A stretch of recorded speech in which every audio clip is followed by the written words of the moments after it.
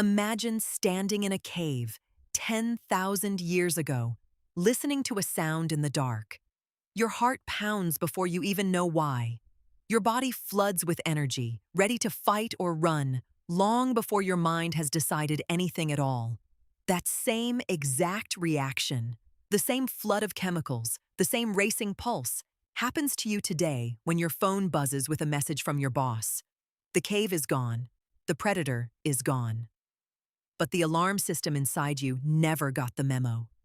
And yet, somehow, that ancient alarm still runs the show. It still decides when you feel safe and when you feel threatened. Except now the threats rarely have teeth or claws. They look like unread emails, awkward silences, and red notification bubbles. The strangest part is that your brain cannot tell the difference. To your nervous system, a tiger and a tense conversation can trigger the exact same biological storm. But this story didn't start with phones or offices. It started hundreds of thousands of years ago, in a world built entirely around survival, where every instinct your body still uses today was carefully shaped by life or death stakes. To understand how this happened, you need to imagine a world where the wrong decision meant you simply didn't wake up the next morning. For most of human history, life was a constant negotiation with danger. Small groups of humans moved across unpredictable landscapes, searching for food, water, and shelter, while staying alert to predators, rival groups, and the unforgiving cold. There was no safety net. A single mistake, missing a warning sign, trusting the wrong stranger, wandering too far from the group, could end a life in minutes. In that world, a nervous system tuned to overreact was not a flaw. It was a survival advantage.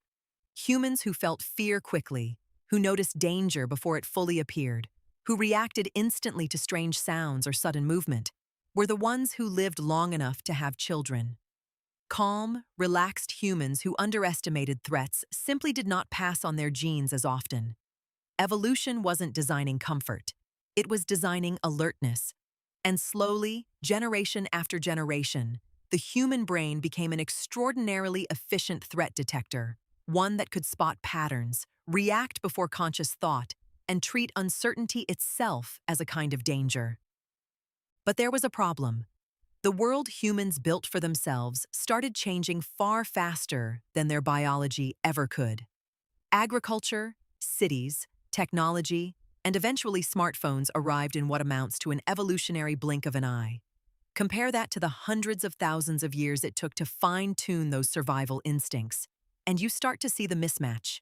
The brain that once scanned the horizon for predators is the same brain now scanning a social media feed for signs of rejection. The body that once prepared to fight off a wild animal is the same body that tenses up before a difficult phone call. Nothing about our internal wiring updated. We simply placed a Stone Age nervous system inside a world it was never designed for. This is where something genuinely strange happens, and here the past starts showing up inside modern life in ways most people never notice. Researchers studying stress responses have found that the brain's threat detection center, the amygdala, lights up almost identically whether a person is facing a physical danger or a purely social one, like public criticism or exclusion from a group. In evolutionary terms, this makes sense. For early humans, being excluded from the group wasn't just emotionally painful. It was often a literal death sentence. A lone human without a tribe had almost no chance against predators or starvation.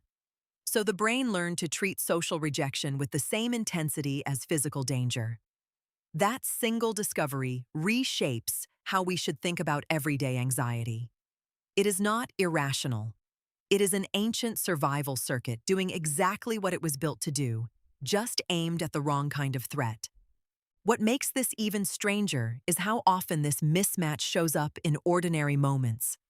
Scrolling through photos of other people's seemingly perfect lives can trigger the same primal sense of being left behind that an ancestor might have felt watching a stronger rival take their place in the group. Waiting for someone to reply to a text message can activate the same uncertainty response that once helped a human decide, whether an unfamiliar sound nearby was a threat. Even something as simple as craving sugar and fat isn't really about willpower. It's a leftover survival strategy from a time when calories were scarce, and the body had every reason to stockpile energy whenever it found the chance. None of these reactions are broken. They are ancient tools, still running, just applied to a world that no longer matches their original purpose. Stay with this thought for a moment, because the next layer of this story is where everything starts to click into place. As human environments became safer and more predictable, something unexpected happened inside the brain itself.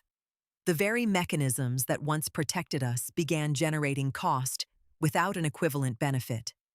Chronic stress, once a short burst meant to help a person escape danger and then return to calm, became something many people now carry constantly, with no clear danger to escape from.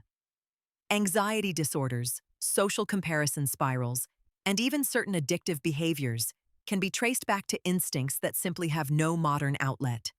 The instinct to seek approval, once a survival mechanism for staying inside a protective group, now fuels compulsive social media checking.